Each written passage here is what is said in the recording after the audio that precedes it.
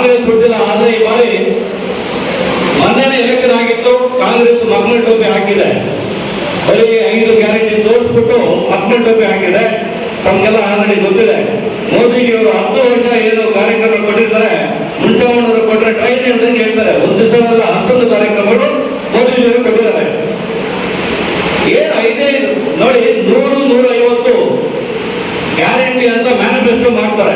BJP ಆಗಲಿ, JDS ಆಗಲಿ, ಕಾಂಗ್ರೆಸ್ ಆಗಲಿ ಎಲೆಕ್ಷನ್ ಹೋಗ್ಬೇಕಾದ್ರೆ ಅದೇ ನಿಟ್ಟಿನಲ್ಲಿ ಮೋದಿಜಿಯವರು ಕೂಡ ಅವರ ಮ್ಯಾನಿಫೆಸ್ಟೋ ಕೊಟ್ಟಿರ್ತಕ್ಕಂಥದ್ದು ಎಲ್ಲಾನು ಮಾಡಿದ್ದಾರೆ.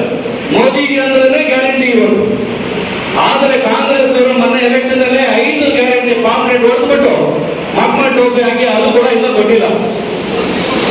ನಾವು ಇವತ್ತು ಯಾವಾಗ ಗೊತ್ತಾಗಿದೆ ಕಾಂಗ್ರೆಸ್ ಯಾವ ಮಟ್ಟಕ್ಕೆ ಓಟ್ಗೋತ್ರ ಜಾತಿ ತರುತ್ತೆ, ಅಂಬೇಡ್ಕರ್ ಬಗ್ಗೆ ಮಾತಾಡುತ್ತೆ.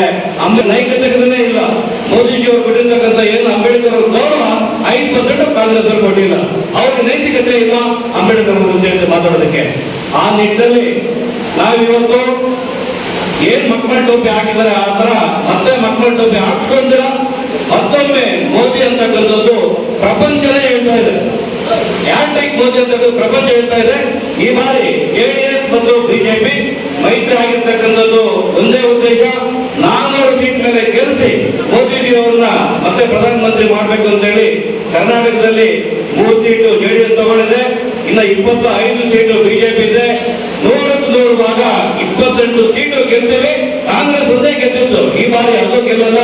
ದಯಮಾಡಿ ತಾವೆಲ್ಲ ಈಗೇನು ನಮ್ಮ ಕೋಲಾರ ಲೋಕಸಭಾ ಕ್ಷೇತ್ರದಲ್ಲಿರ್ತಕ್ಕಂಥ ಎಲ್ಲರೂ ಒಟ್ಟಾಗಿ 2 ಪಾರ್ಟಿಯಲ್ಲಿ ನಮಗೆ ಭಿನ್ನಾಭಿಪ್ರಾಯ ಊರುಗಳಲ್ಲಿ ಇರುತ್ತದೆ.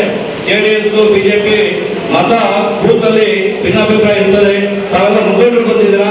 ಊರಲ್ಲಿರ್ತಕ್ಕಂಥ ಭಿನ್ನಾಭಿಪ್ರಾಯಗಳನ್ನ ಪಕ್ಕಕ್ಕಿಟ್ಟು ಮೋದಿಜಿಗೋಸ್ಕರ ಕೈ ಬಲ ಪಡ್ಬೇಕಂತ ಹೇಳಿದ್ರೆ ದೇಶ ಉಳಿಬೇಕು.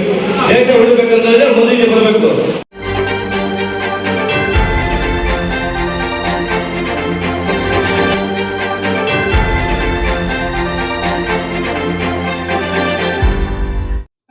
ಚಾನಲ್ಗೆ ಸಬ್ಸ್ಕ್ರೈಬ್ ಆಗಿಲ್ಲ ಅಂದ್ರೆ ಈಗಲೇ ಸಬ್ಸ್ಕ್ರೈಬ್ ಆಗಿ ಪಕ್ಕದಲ್ಲೇ ಇರುವ ಬೆಲ್ ಐಕಾನ್ ಕ್ಲಿಕ್ ಮಾಡಿ. ಮತ್ತಷ್ಟು ಅಪ್ಡೇಟ್ಗಳಿಗಾಗಿ ಫೇಸ್ಬುಕ್, ಇನ್ಸ್ಟಾಗ್ರಾಮ್, ಟ್ವಿಟರ್ನಲ್ಲಿ ಫಾಲೋ ಆಗಿ.